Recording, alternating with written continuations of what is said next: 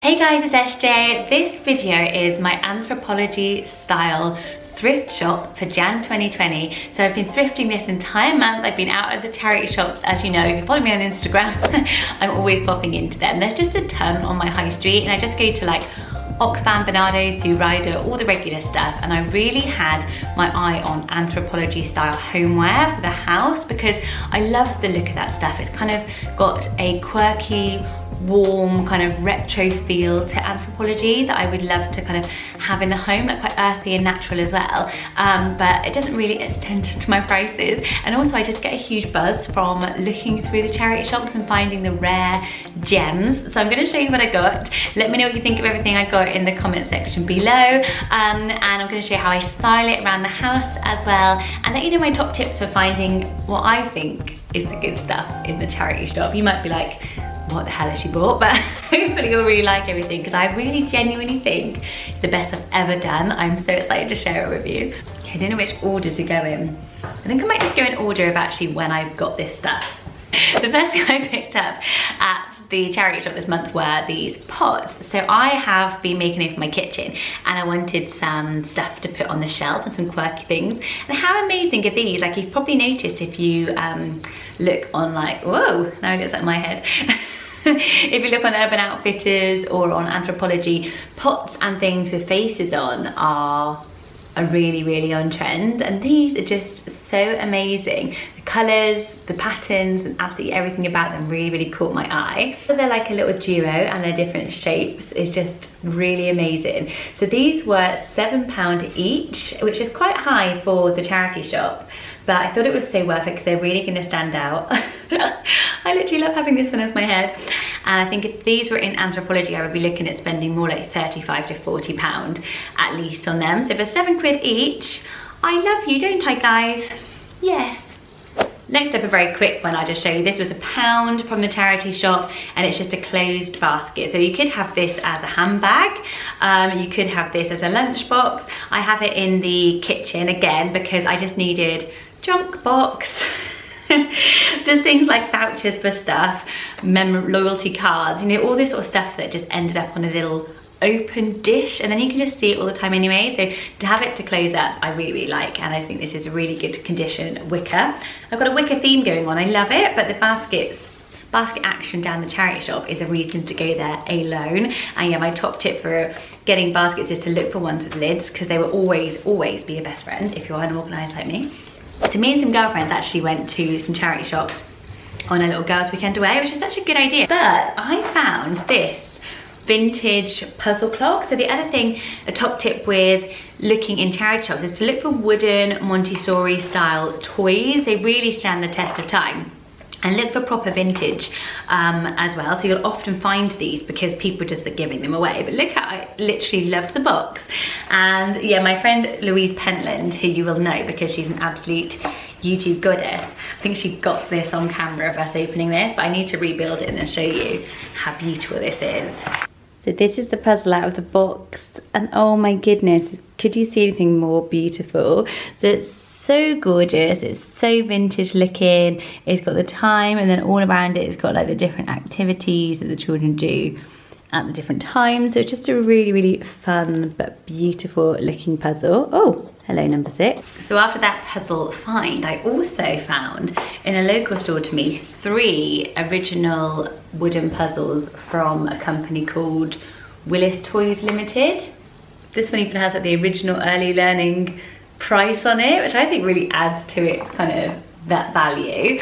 So I got these really because my daughter is 3 and she absolutely loves puzzles, but also I think these were a steal. So these were £3 each, which is quite high for a charity shop. Like, I'm a real bargain. Like, if it's over £1, I'm like, oh, might need to haggle you down. But then I had a look on Etsy and these were all selling for around £9–10 each. So another thing you can do is that, so have a little look at the brand name and have a quick Google and see if you're finding a real vintage gem or not. So on the same day, along the same road, I popped into Oxfam as well and came across this £5 adorable £5 gorgeous peacock wicker chair. Like, these are so rare to find. They're so bang on trend. Like, every single homeware store that I look on now has these for adults and for kids. I already have one little kids one for £1, but this I must say is in much better quality than the one I bought for £1. It's much bigger, and look how beautiful it is. I just think for £5 this is such a steal,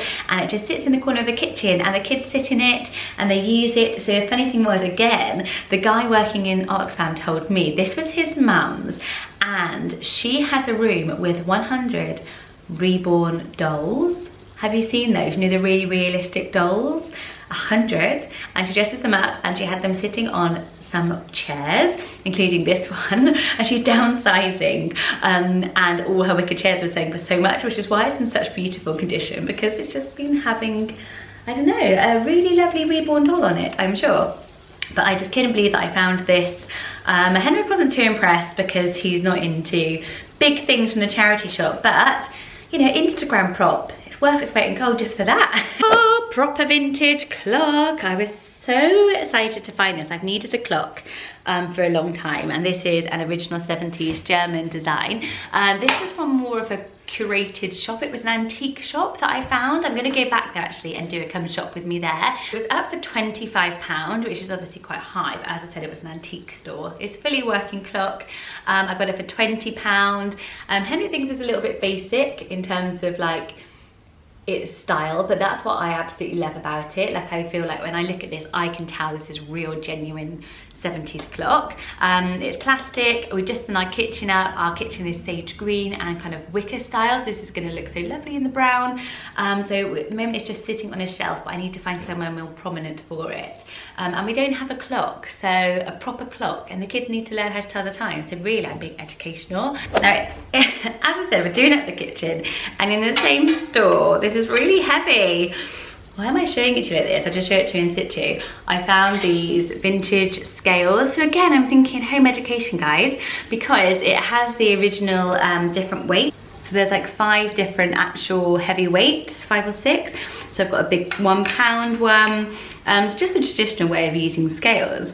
I love the fact that it came with all of these, and I just think it looks really beautiful. But the main thing with this for me was just like thinking about how many cakes have been made using these scales in the past, like women in their kitchen. It feels like it tells a million stories to me. Like, it genuinely gets me emotional.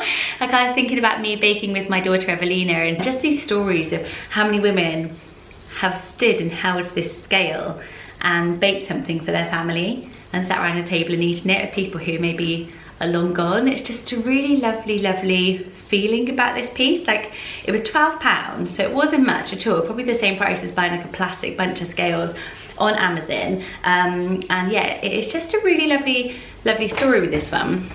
Henrik's not so keen because it's really tatty, but again, that's another tip of mine, is like, it looks used. Like, you buy things like ripped denim to get that sort of authentic used look, and be the same when you're looking at homeware and stuff in charity shops. A bit of use means it's a lot of love and a lot of storytelling. 2 last pieces, probably the most controversial pieces, but so I picked up this poster for £1, and it's one of the original hardboard education posters that are so replicated these days. Like, you'll see these in Anthropologie, in Urban Outfitters, H&M Home, everywhere. And this is a mushroom one, which is a personal favourite of mine. So this is so cool because it's poisonous fungi, and it actually has on the back the actual sign, that the vintage sign, and that this came from the casualty department. So remember, it was called Casualty, not A&E, and this was being used actually at St Guy's hospital. It's got a little bit of writing on there for people wondering if they'd ingested poisonous mushrooms. So I love the history of it. Like, it's so much cooler than getting a replica. It was literally underneath a table in Bernardo's, and I saw the corner of it, pulled it out, and they were like, £1? I was like, yes please. Again, it's quite tatty on the corners, which I think always adds to the magic of these things. It's on cardboard, so it doesn't need framing. It's even got the little sign up. I don't know where I'd put this. I feel like for me this would be more of like a country house boot room type of cool thing, or if you were a medical family. Like, I think it would look really great at my sister's Cotswold cottage, because she has like a little boot room straight out, like kind of into the woods, so it'd be cool. Whereas I don't know if it really matches my house as much. But let me know, how much would you imagine this could be worth in a high street store? I think for £1 it is a steal, and literally I was so happy when I found it. And the last thing's from the same store, and it is a tapestry. So I have seen these tapestries all over Urban Outfitters, and there are so many in charity shops. So a really top tip is to look for stuff that is handmade quality in the stores, and have a look on your favourite homeware stores like Anthropologie, H&M, or Urban Outfitters before you go shopping, because I had a look, I was like, oh, that's interesting, there's loads of tapestries. Then I had that sort of in my mind when I went into the charity shop, whereas I probably would have overlooked this before, it's just being old fashioned. But I love the colours, and I just love the work that's gone into it. I love the wood, it all works for me. I just wonder, I actually don't know what these were used for. Like, if you're Browning's got these, but they for like in front of fireplaces. I think having pictures on the floor is like a really on-trend thing right now, so I'm gonna campaign to keep this. But I think I got this for like £2, and look at the work that's gone into it. The actual handwork, and again the story that somebody has sat and handmade this. The flowers are beautiful, and I'm quite fussy on print, and I think that these are absolutely beautiful. So what do you reckon? I genuinely feel like I've got the best haul ever this January. I think it was because I went in there with such a eye to get things that looked Anthropologie Urban Outfitters inspired. I had a real kind of filter as I was looking around, and nothing kind of swayed me from it. And also because I was looking for colorways as well, so nothing here is like blues or reds. It's all in my kind of natural, neutral, earthy colorway. So also another top tip if you are going out thrifting for your house is to think what colors are going to complement my home, and stick to that color palette, because then you'll have almost, I feel like this is like a collection. So yeah, I really enjoyed sharing it with you. I'm so excited to hear what you think of what I got in the comment section below. So next up, I'm going to be doing shop alongs with me. So I found the most beautiful antique store where I got the scales and the clock, and I'm going to go back there and do a come thrift shopping along with me. I'm also going to be starting a series on fashion from charity shops over on Instagram, where it's a bit easier for me to share kind of like styled fashion pieces that I've picked up in the charity shops. Some of it is like 10 years old, I'm still wearing now. And so I'd love you to follow me on Instagram if you're interested in following along with that as well. There'll be a hashtag you can join in and all that kind of good stuff. And yeah, thank you so much for popping by and indulging this little 10 minutes together to talk about everything thrifty. Lots of love, guys. Bye.